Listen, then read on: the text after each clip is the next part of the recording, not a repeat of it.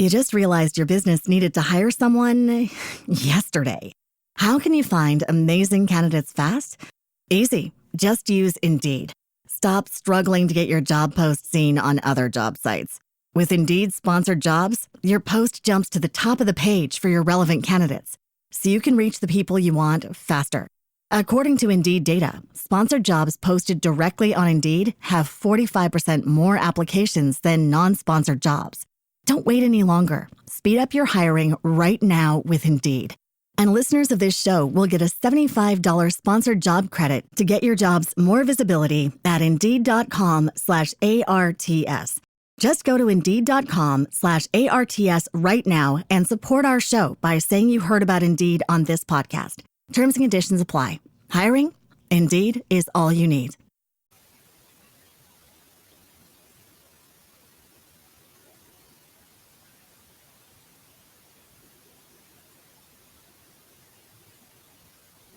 Michael, Hey, how are you? I'm sitting here.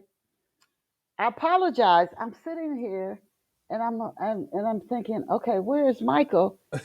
And then I said, oh, I forgot. I have to click start. So I'm on Pod. I've been on for probably over 10 minutes. And so I used to be, we started on Real Radio and then moved to Blog Talk Radio where it was a dial in. I lost you.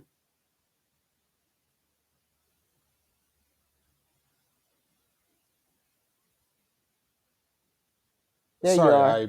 I had lost you for a minute. There was a dial in, and now Blog Talk Radio moved to a Spreaker, which is an iHeart Radio platform. So to record it, I record the shows on Podbean, then I edit them after it streams, and then I upload it to publish it, and I share it on YouTube and just all over. It's on Apple and other stations.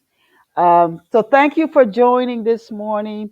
And just, do you have any questions for me? Just to let you know how the show goes, I'll introduce okay. the Yeah, show, and then I will introduce you, okay. and I will ask probably the first 3 to 4 questions I ask every guest to give our listeners some backstory on the authors before I start talking about their books, etc. But it'll probably be about 50 minutes to an hour.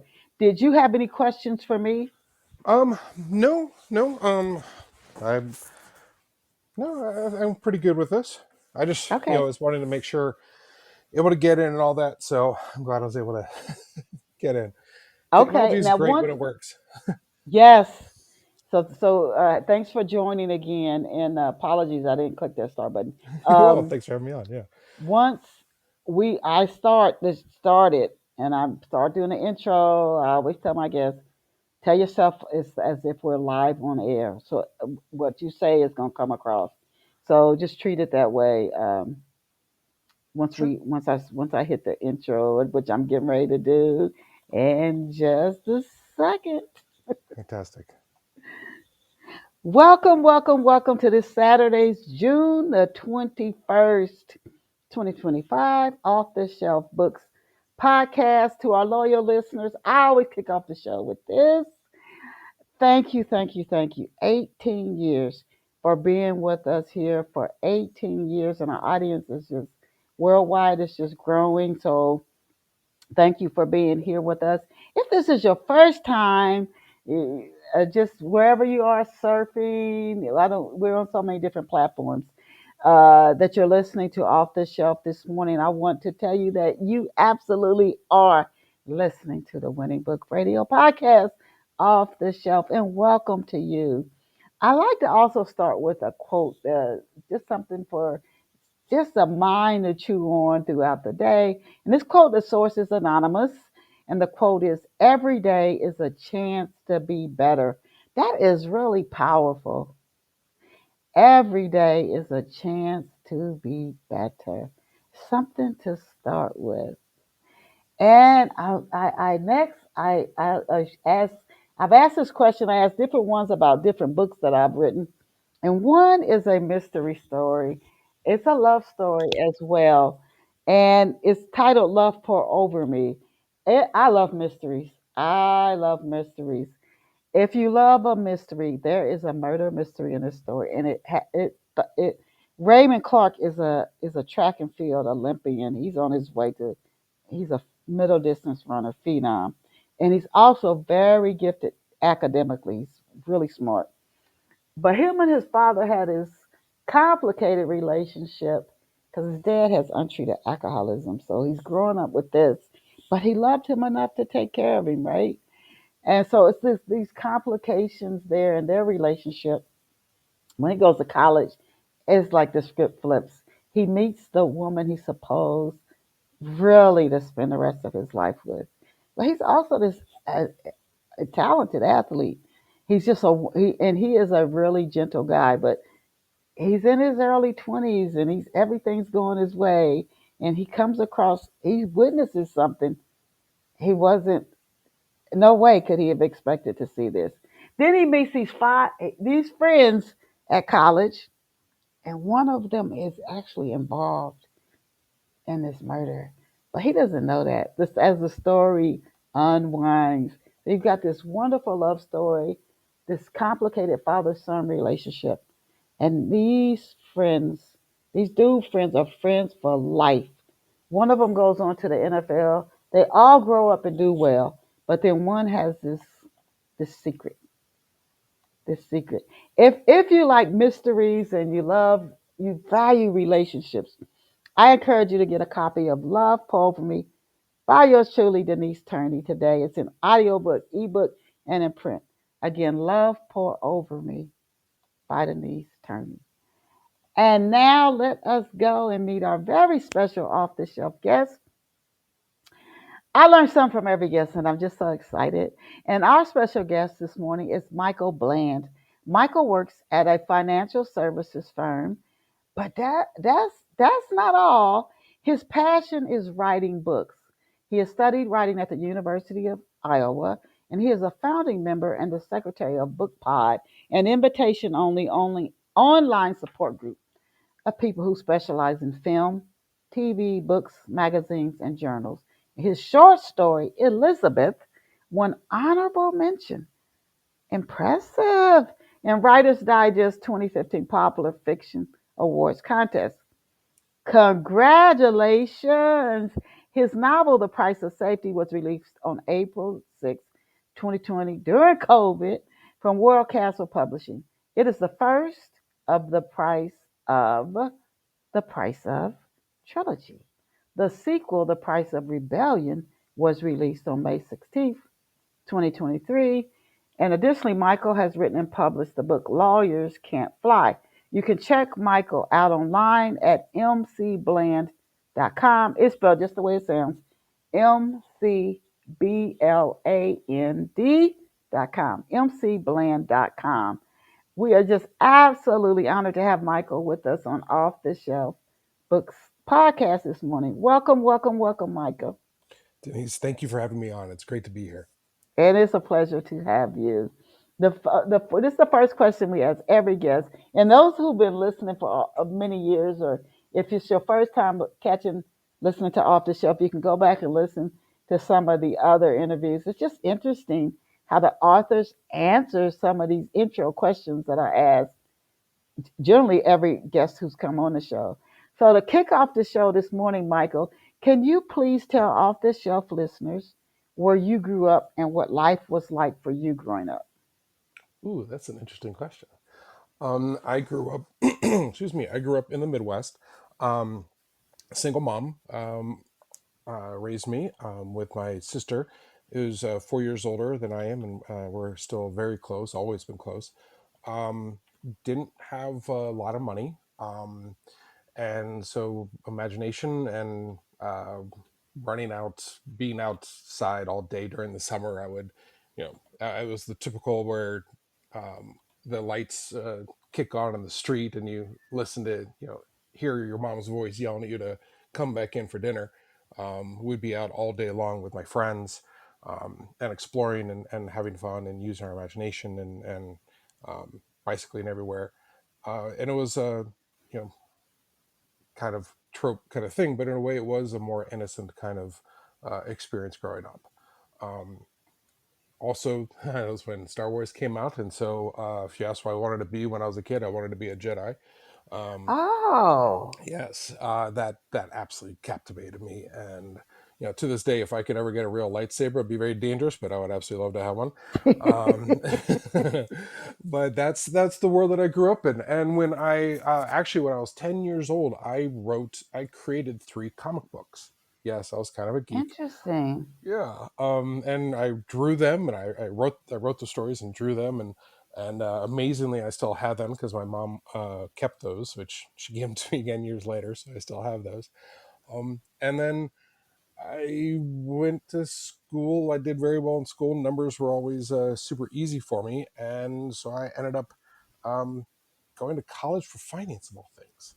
Because I thought that's what you Hmm. do. My dad was a businessman, so I thought, well, that's what you do is you do finance, or business. And so since numbers were always easy for me, that's the route that I went. And my first job out of college was in the collections department, which included repoing cars for a living. And I'm going, Oh. really? This is my life? No, no, no, no, no, no, no, no. There's got to be more.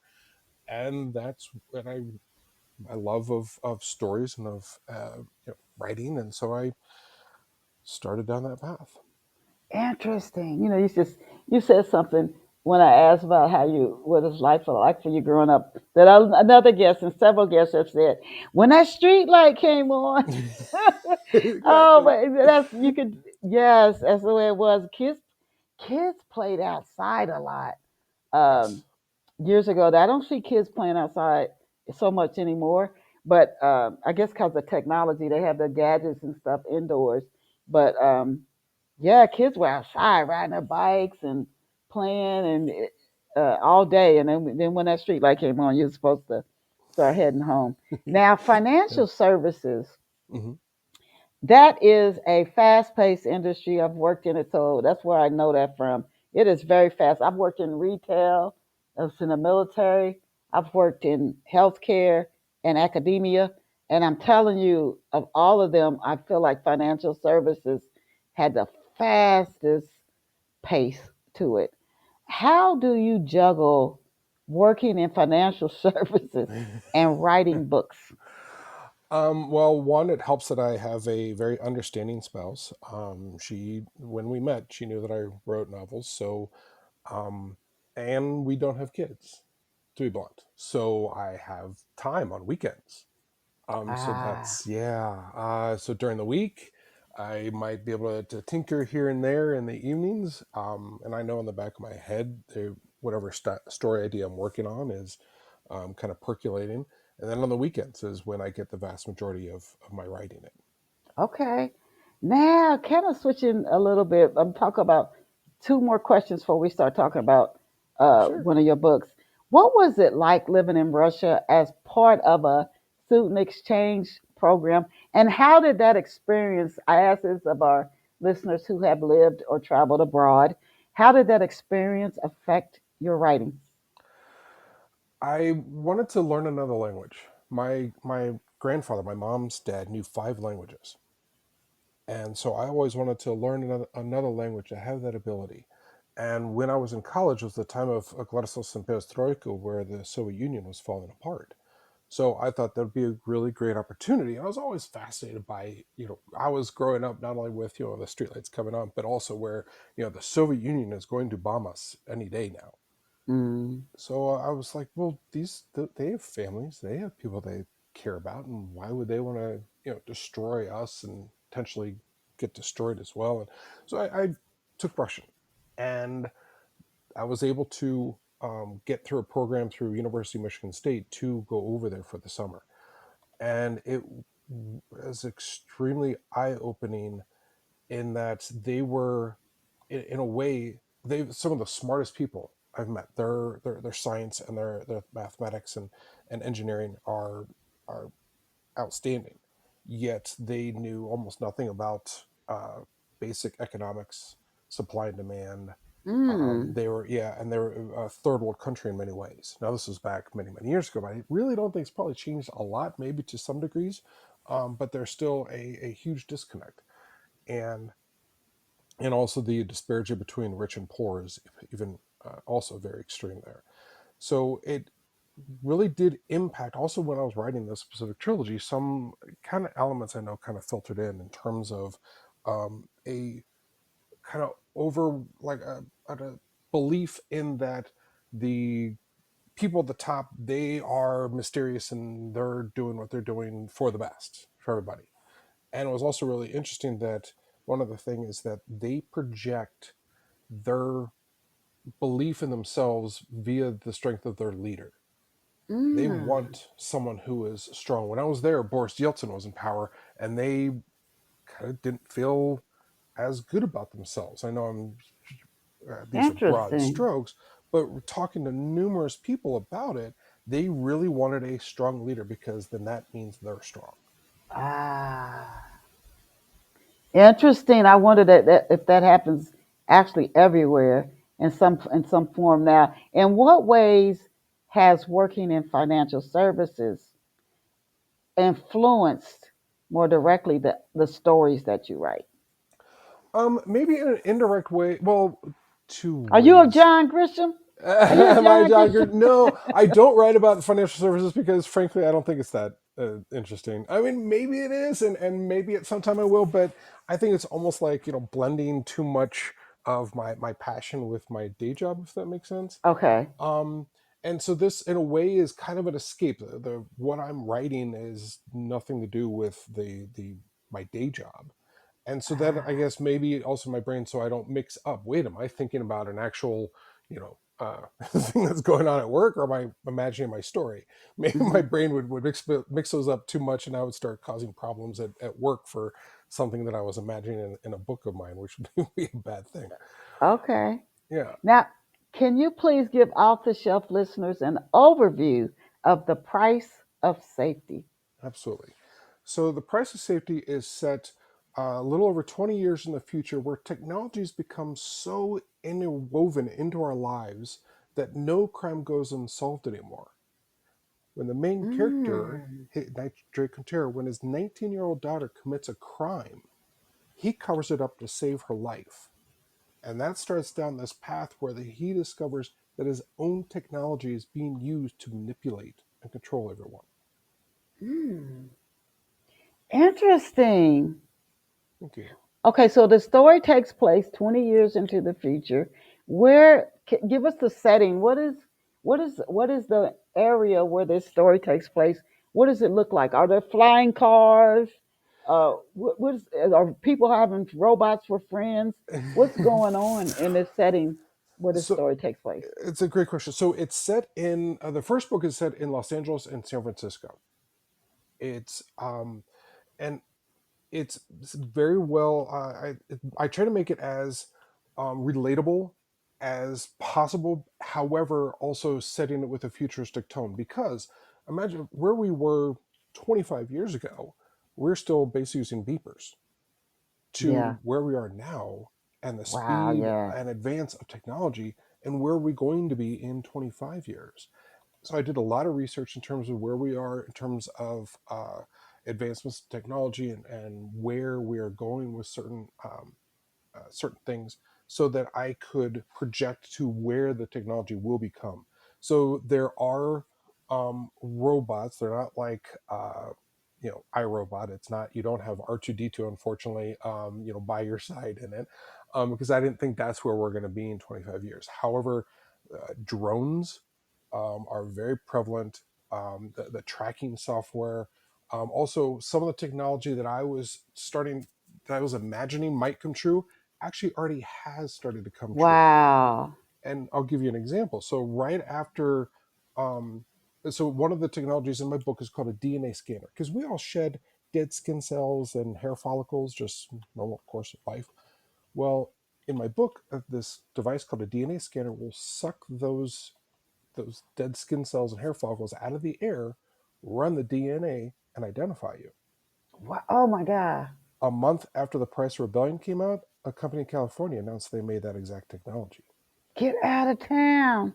They claim it's for, well, we'll put them on like hiking paths, so if a hiker goes missing, gee, we'll know where they were. Oh my gosh. They're not going to use it for that. Let's be honest. Oh my goodness. That is so wild. Why though? Okay, This why I love the show and people who listen, because when you start digging deeper into the story, you can't put all this in a book description that you write. Why do the crimes why do they never go unseen or unsolved? And is this happening at the start of the price of safety? Who invented this?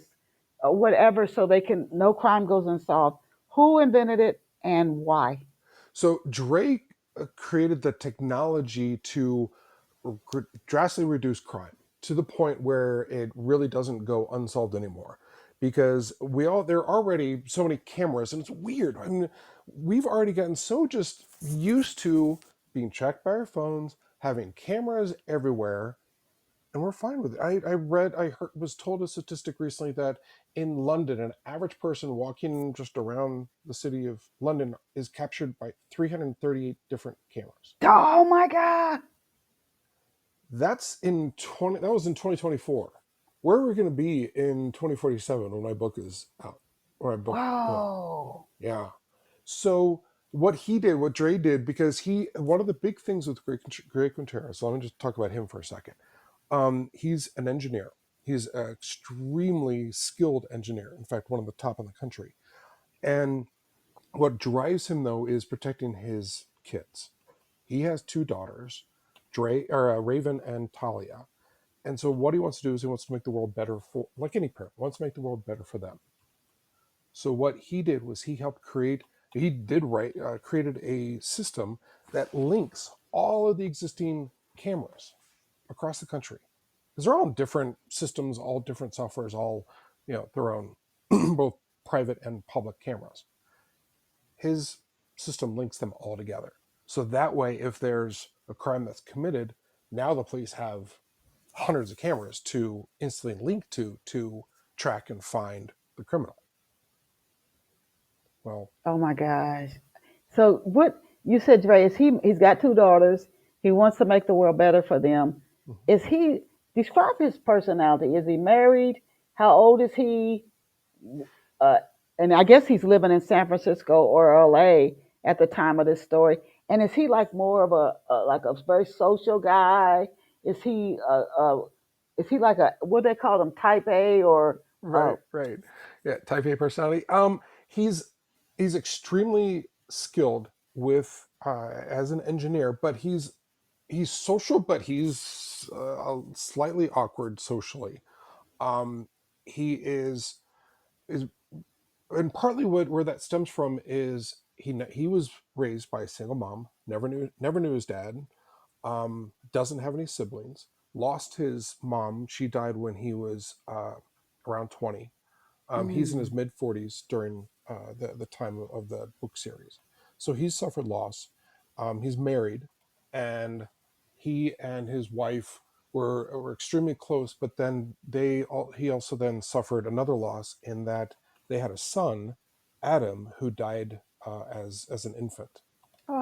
And oh this also drives Dre to be so protective of his daughters. He felt he let his son down, even though it was no fault.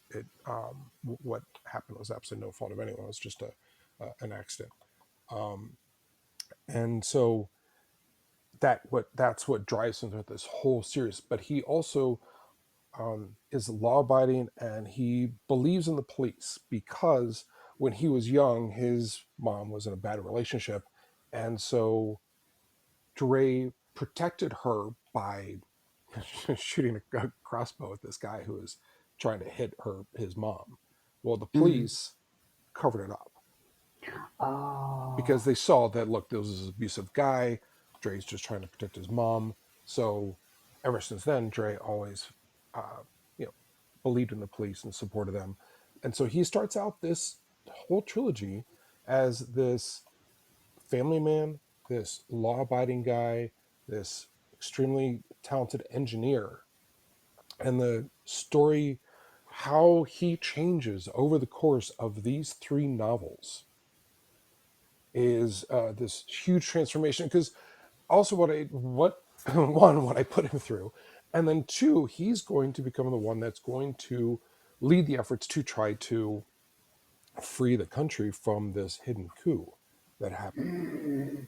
And by taking this guy who's this law-abiding citizen who, cares for his kids, who loves his wife even though they've been estranged, to get to the point where he is this battle-scarred hero that leads the fight. That's a huge journey, and that's Hmm. what happens throughout this trilogy. Oh my gosh, it sounds so interesting. Do you go into in depth, being that this is a really foundational experience for Dre? Do you go into like the passing of his son in the first book? Yes, yes, in the Okay. first book, yes, and the ramifications of that, even though his son's death happens prior to the first book, the ramifications are still felt and still impact um, some of the events in the first book. Now, does his daughter Raven, does she live with him, and what's going on in Raven's life at the start of the Price of Safety? So Raven is a smart, headstrong, idealistic 19-year-old woman. A lot of teenagers be idealistic, right? So she really wants to make a difference. She wants to help others who can't help themselves. And she has a secret at the start of the book in that she has discovered that there are these rebels, these groups of people that have discovered that there's something wrong with the government of 2047 and that everyone is being lied to. And so she is actually going to, she lives with Dre and Mina, her parents, and she's a freshman at UCLA, but she's gotten in contact with these rebels and she's planning to join them. Wow. Oh my gosh.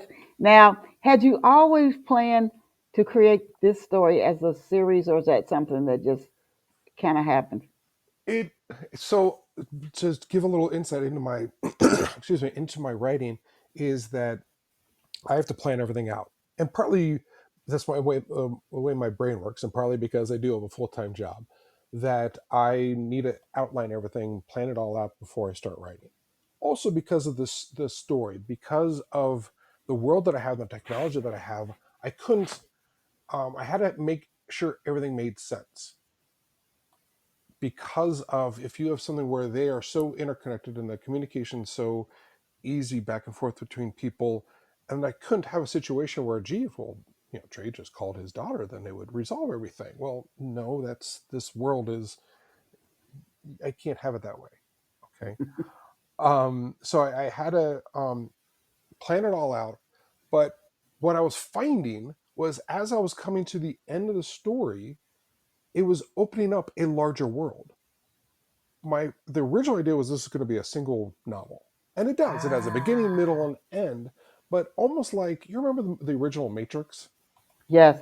and Neo becomes the one, and he is now he's taken on his role. He's completed his that journey, but then he has that call in the phone booth to the end to the agents to say, basically, watch out, here I come. It opens up a larger world. Mm. And so that's what happens in my book, in that Dre, beginning, middle, and end, and then it's opening up to this larger world because of what he discovers during the course of the first book. Ah, okay. Can you introduce us to some of the other major and minor characters who help move the story forward? You do a great job of talking about your story. The more you Thank you. talk about it, the more intriguing this story sounds. But can you introduce us to some other major and minor characters who help to move this story forward? Yes, absolutely. I'd love to. The bad guy, his name is Kieran. He is an agent of this very powerful federal agency that came out of the NSA. And agents are very distinct in that they have metallic silver hair. And the reason is because everyone in the future has a very small little implant in their head, like a very tiny little minor mini computer. and that's explained why in the book. Kieran has 6 or 7 implants. He's hyper connected to various government systems, various surveillance, all those things. He's also bioenhanced, and he was a former military, and he tried out for the Navy SEALs. Mhm. Have you known that is extremely tough, Oh yeah. grueling training to pass, but he fails. Ah. And the head of the agency takes those who failed and gives them another option, another chance to be great, another chance to make a difference and protect their country. And in the process, he manipulates them and Mm. he twists them and he uses their love of country and that failure to warp their what is right and wrong in their eyes. Ah. So Kieran believes he is doing well. Everyone is the hero of their own story, right? Mm. And that includes Kieran. And Interesting. he starts out wanting Dre to join him. That he sees the incredible engineering knowledge and abilities that Dre has, and he's thinking this guy could help me protect our country even more. I could help, you know, all of us even more. And Dre's going, no, no, because there's some red flags. And then with what happens with his daughter, with Raven committing the crime, now Dre's hiding something, especially as this very powerful agent is sniffing around and trying to Wow. recruit him. And as you could expect, they are now going to be in opposing. They're going to be fighting against each other. Oh, interesting. What is Dre's wife like? Does she play a big role in this book? She does play a role. Mina, she is um, politically connected. She is very smart politically. She's actually the chief of staff for the LA mayor at Mm. the start of the novel. She's successful in her own right. She, however, is also struggling. The As you can imagine, the loss of a child will put massive strain to any marriage. I don't care how close two people are, that kind of a loss. And so there's that tension between the two of them from the start of the novel because of what had happened prior to the beginning. And then when they now have Raven in trouble because of what happened, that adds to the strain, and it also reopens the wounds and scars of what happened with their son because now they have another child who's threatened. Mm. Oh my gosh, I love how you interweave these things. Now, do Yeah. do robots? We're looking out 20 years. Mhm. Do robots and AI play a role in the series? Robots do. AI, not as much. Um, I really didn't want to focus on AI. I instead wanted more of the humans and the humans making the decisions, and then the achievements and the failures. Okay. So, but robots are do play a role. They are a part of it, and in fact, in the second one, there are these robot attack dogs that are brutal. If you've seen the Boston Dynamics videos with their like robotic dogs, and in fact, in China, they're starting to already put big um, machine guns on these robotic dogs. And so I'm taking it out 20 years. What kind of weapons could you create out of these kinds of robotic dogs? And so those play a role in the second book. Oh my gosh, it's amazing. Even in our own real world, what's going on at the start of the price of rebellion? And So how many years from the end of the price of safety and the start of the price of rebellion? only about a month difference. Oh, okay. So that's the end of the first book. Like I said, Dre opens up to this wider world, and so then a month later, Dre and Raven are now in the thick of it. Now they're with the rebellion, and they're being pulled into this world. They won that Dre didn't know truly existed to the extent of it. And Raven is now, she's now starting to live her dream. She is now part of this group that is going to, um, you know, make a difference, and they're going to free everyone, and she's going to become a part of it. And she also has a chip on her shoulder from events that happened in the first book, where she wants to be the best fighter that anyone has seen. And so she is becomes this warrior throughout the course of the second novel, Mm. and becomes very effective as well. And with it also, she her boyfriend Jex, who's a rebel, he becomes a larger part.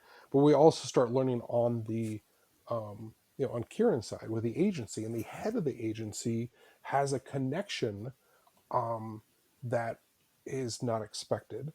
And then they discover Dre. They're attacked. The agency has discovered with the rebellion and with what Dre did at the end of the first book. Now there's going to be some payback, and so now the rebels are scrambling, and now they're being hunted. And then Dre finds a key, finds a way that he thinks will absolutely change the game, that will really reveal the truth to everyone. And so they plan a massive, huge attack that is going to absolutely change the course of the country. And then Dre gets a call, and something that he thought never would happen um, happens. Don't That get a he stowaway. and I'm trying not to give away Yeah. anything, but he's given a ridiculous hope, a hope that shouldn't exist. Ah. And so Okay. he has to choose: does he chase after that hope, or does he try to end this war? Oh my gosh. Yeah. I may see the ganging on, getting ready for that third one coming. Mm, Now, does Mina help Dre find answers to the questions he has, like trying to find who stole members of Congress's identities? Mina is a very complicated character in it. She does not, but some of the other rebels do. Um, Mm. yeah. It sounds like Dre got some people in his own family he might not be able to trust. Now, as I was researching for the interview, I Mhm. also wanted to ask: is Dre part of a larger organization, and can he really be trusted, or is he more of a lone ranger? He works with a group, but he's really more of a lone ranger. And can Dre really be trusted? It's a great question. And I think he can be, it's not as much trust, it's where his loyalties lie. Because throughout all three books, throughout all that he goes through all of the struggle and the victory and the defeats, is a guy trying to protect his kids. Mm. And that struggle the entire time. And are you going to put them at risk? And what is acceptable? And at what point do you go, no, I have to stop because they're in danger? Mm. And yet, if you don't stop, what kind of world are you leaving them? Wow. So when book three, when it will book three be out? And is this the last and final book, or now will you see the story is warrants a fourth book? The third book is out. Okay, give us a title. The Price of Freedom. Okay, Okay. tell us about the price of freedom. Okay. So the Price of Freedom, it's set about a month after the end of after the end of the Price Rebellion. And in it, he starts out that he is imprisoned and has lost everything. And readers are going to experience the twists and turns that he and Raven and the others experience as they face these incredible odds and heartbreaking choices that drive him to make make a very difficult decision. And as it says in the back of the book, that Dre tried running, he tried fighting, and this time he must try something radically different, something no one will see coming. Is his daughter Raven? And what's his other daughter doing? He's got two. Is she just not in the scene at all. She's not Oh caught no, up on either side. Talia is probably my favorite character, actually. She's 12 years old. She is a hacker genius extraordinaire, is a spitfire, sees through people, does not, you know, suffer fools. And she kind of has her own little language too, the way she kind of talks. And she just, to me, leaps off the page. And she is so much fun to write, let alone to have her go through this novels. And she plays a role. She plays actually a couple roles throughout the trilogy. She's on her dad's side. I'm sorry.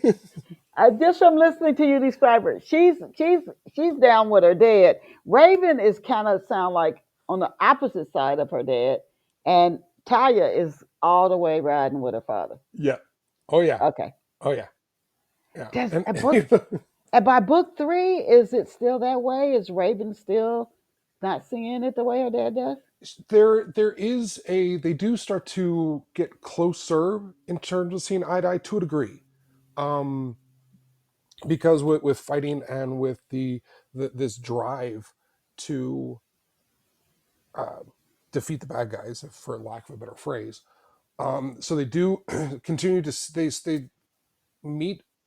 They have that commonality, but the approach and also Dre's need to protect her, which starts to irritate her as she's like, "Look, I've proven I can take care of myself." Yet he is wanting, still being a father, wanting to protect her.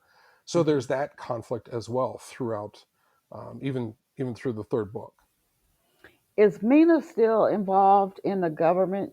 She's got a pretty big position as the for the mayor. Her connection to the mayor, she's still there. I could see where she could be conflicted on either Yes, side. Is she still involved, or she stepped away from that? she's pulled away from the in the first book, and she's going, wait a minute, you're wanting to have us get have us be around these rebels, and you're actually what you're going to look to try to have them help us.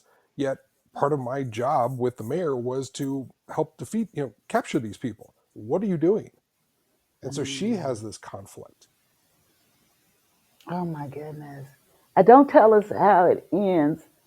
I kind of want to know if it one of them is going to win. But all it seemed like Dre, Mina, Talia, Raven, they all want the same. They're rooting for the same team, but like you said, the approach may be different. Is that accurate, or is one of them it's rooting mostly more? it's mostly accurate. How would I say that? It's mostly Ah, accurate. I sound this is going to be a surprise at the end. Somebody, Yes. you're going to do something where somebody goes, "Oh my gosh!" And what is Dre doing in prison?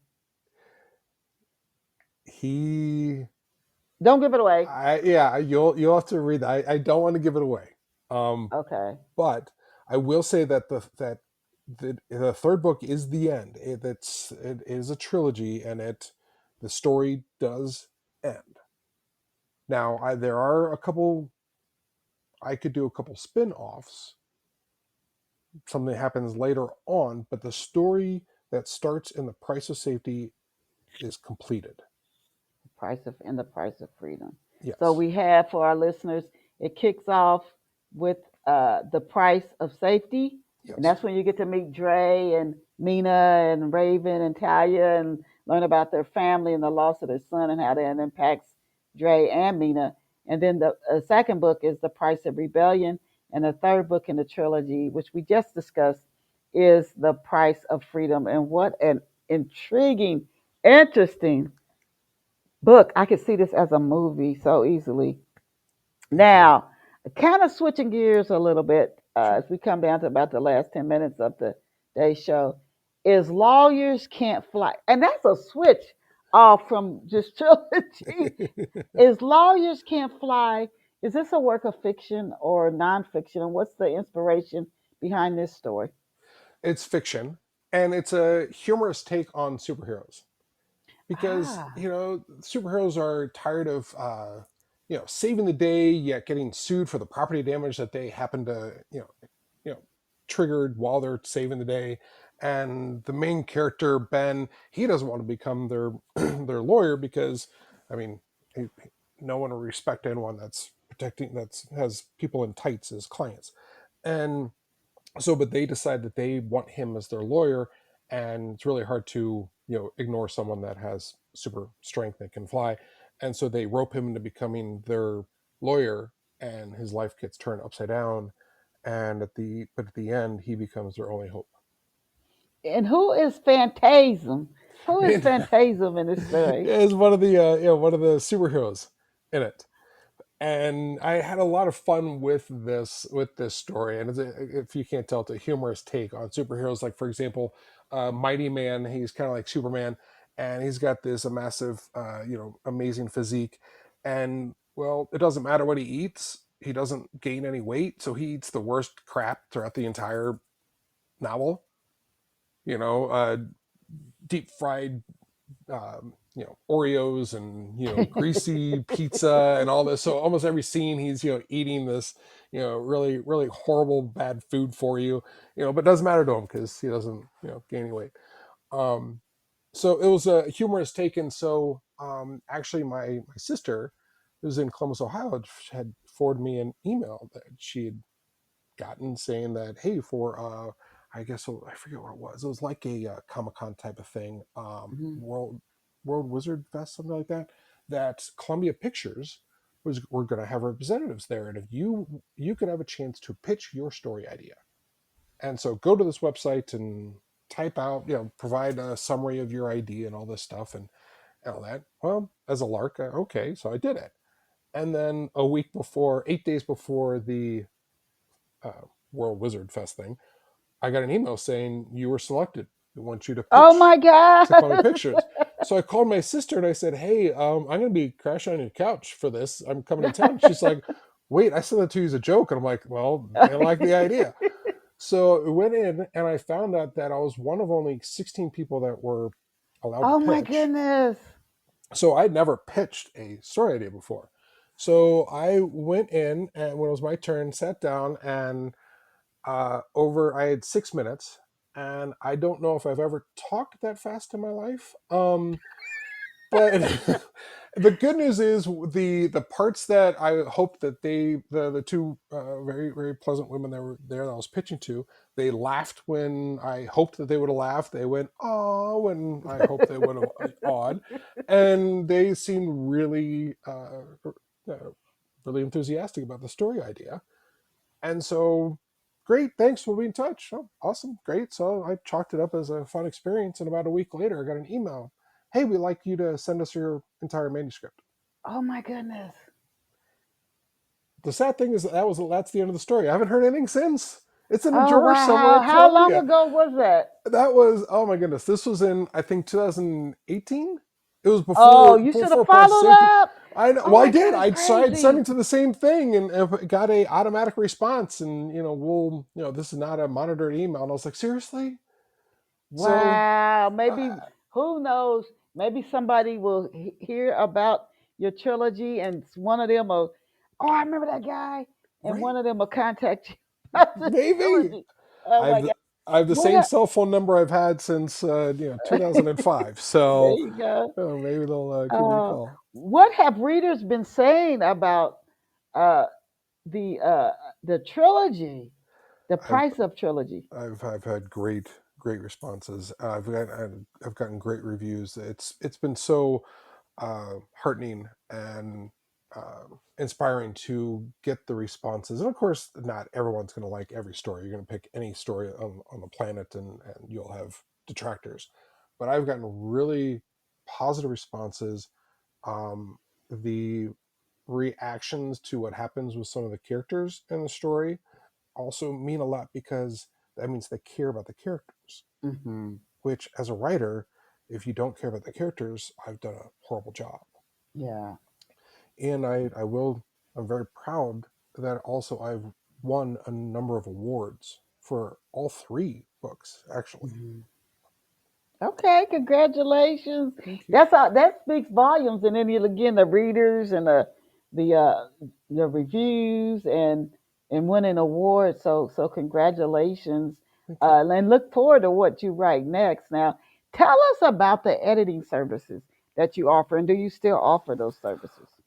I offer services in terms of editing, both for grammar and minor, you know, mistakes in terms of the spelling and that type, but also on a larger level in terms of what works within the story and what doesn't.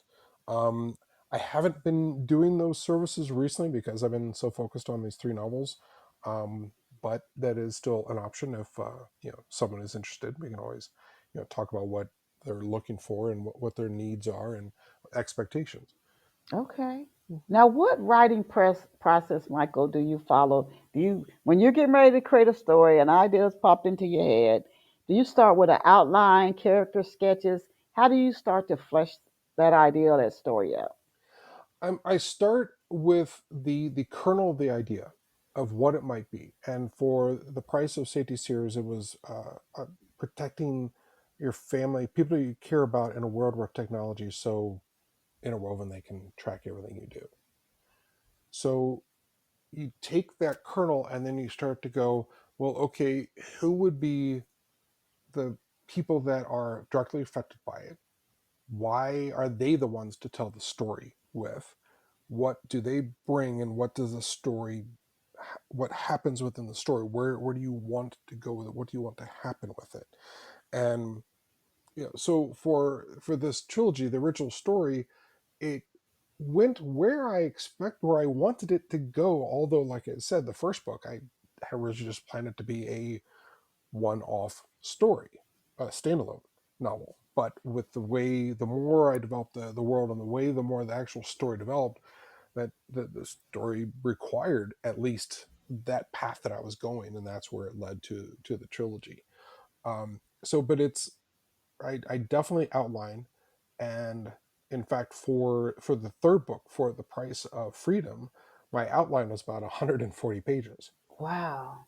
Now it has quotes in there. It has notes to myself about either what's going on with the characters or with various things that are kind of say behind the scenes. So while I'm writing, so it's one to me for me tracking the arcs and the events and setting up for things that happen later in the story. So the goal is to have it all work well, and that I hate those stories that you read and then the writer does some jump in terms of logic or something, and you go, well, wait a minute, that doesn't make any sense. Why did that why did that happen? I never Hmm. want that to happen in my stories. But then there's that balance between over explaining and keeping the story moving. These are fast paced stories, Hmm. um, because I'm, let's be honest, I'm writing about technology, about a technologically advanced world. I'm fighting the technology for the reader's attention. Right.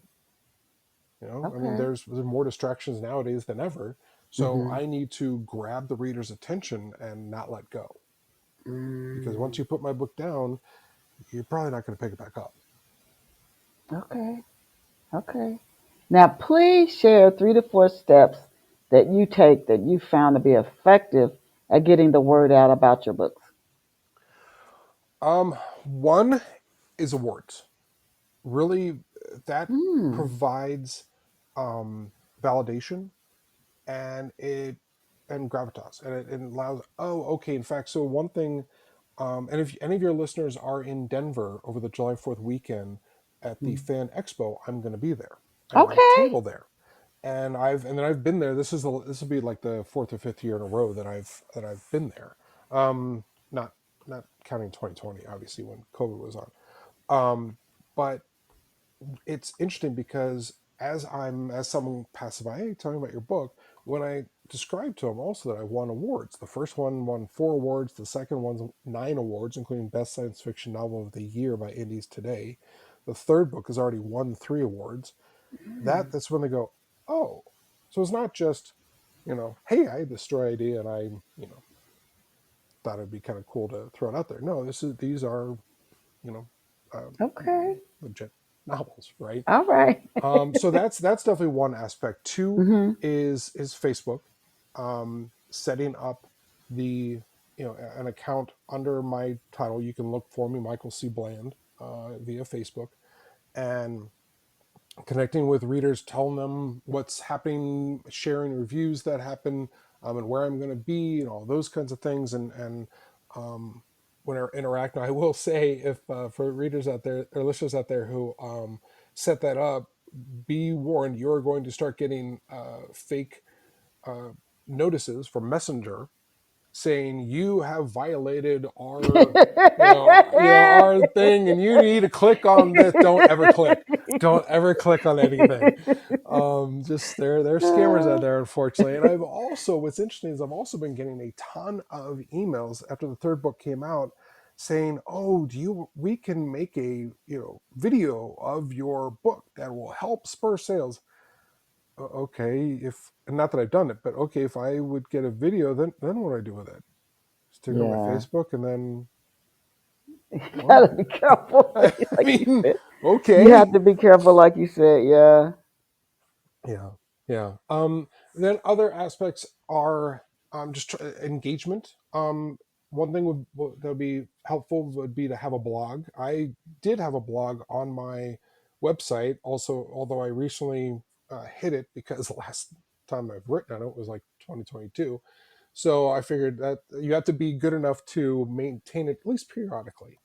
Hmm. But that is also a really good way for people to start to learn about you, not just your books, but you as a person. Because when people start to like an author, they want to know a little more about them. Hmm. So that's also a benefit. And shame on me for not keeping up on it, but yeah, I think the day job didn't help. Okay. Yeah, and you can always start it back up. Hmm. And I just do mine kind of like once a month, but I used to do it once a week. So I've done it for years. So I have a lot of articles. But yeah, to keep it current with those new articles. Are you working on, as we come to a close? Are you working on any new books, Michael? And if so, can you give us a real quick glimpse into what you're working on? I'm just starting to work on a new book idea, and it's also going to be a near future sci-fi, and it's Okay. going to be with have versus have not, and a possibility of someone who is has a lot of money and is older and wants to reclaim their youth, Hmm. and what damage that can cause. Interesting. Where can off the shelf listeners get a copy of your books? Amazon.com is of course they're the big big ones. Barnes and Noble. Um, uh, you can also go via my website, mcbland.com, and you can link it that way. It's available on Audible. The same vocal actor did all three novels. He did a fantastic job. So those who love Audible, I highly recommend. He's a fantastic vocal actor, and added to the stories. Some of my actors or some of my characters had various accents or this or that, and he added to that as well. Um, yeah, or you can also go in your local bookstore and ask. Okay. We have had the absolute pleasure. So enjoyed Michael Bland, author Michael Bland, and hearing him talk about his trilogy, The Price of Trilogy. The Price of Safety is the first book. It occurs 20 years in the future and it's set in LA and San Francisco. And then I love the thing about the DNA scanner. He mentions it actually, he said actually has happened.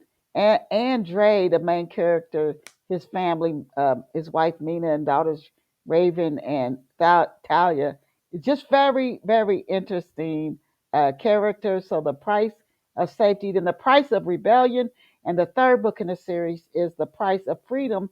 And if you want some laughs, he also wrote Lawyers Can't Fly, and which he pitched to Columbia Pictures, and hopefully at some point I'll look up and say, "Oh my God, that's a guy I interviewed. These movies put out by Columbia Pictures." So you never Hopefully. know what'll happen. And encourage you to visit Michael Bland online at mcbland.com, and it's spelled just the way it sounds, McBland. michaelbland.com. Thank you, Michael, for being here with us on Off the Shelf Books podcast this morning. To our listeners, as I always tell you, thank you, thank you, thank you. And I want to close with the quote we open with. Every day is a chance to be better. And that source is anonymous. I can't thank you enough for being here with us, especially our loyal listeners. And I hope those of you, it's your first time, become a loyal listener. Once it streams, if it's on YouTube, you click subscribe. It's on Apple, it's Google Play, Spreaker, which is an iHeart radio platform. It's just so many places to catch off the shelf books, no matter where you are in the world. So thank you. And as I always tell you, you are amazing. You really are. You are incredible. Go out and create a fabulous day for yourself. And I'll see you back here next Saturday. Tell your friends, your family, book lovers everywhere to catch off the shelf books. Michael, thank you so much. I'll send you a link to the show when it finishes streaming. Great. Bye for Thank you, now. Denise. Thank you. You just realized your business needed to hire someone yesterday. How can you find amazing candidates fast? Easy. Just use Indeed. Stop struggling to get your job post seen on other job sites. With Indeed sponsored jobs, your post jumps to the top of the page for your relevant candidates, so you can reach the people you want faster. According to Indeed data, sponsored jobs posted directly on Indeed have 45% more applications than non-sponsored jobs. Don't wait any longer. Speed up your hiring right now with Indeed. And listeners of this show will get a $75 sponsored job credit to get your jobs more visibility at Indeed.com/ARTS. Just go to Indeed.com/ARTS right now and support our show by saying you heard about Indeed on this podcast. Terms and conditions apply. Hiring? Indeed is all you need.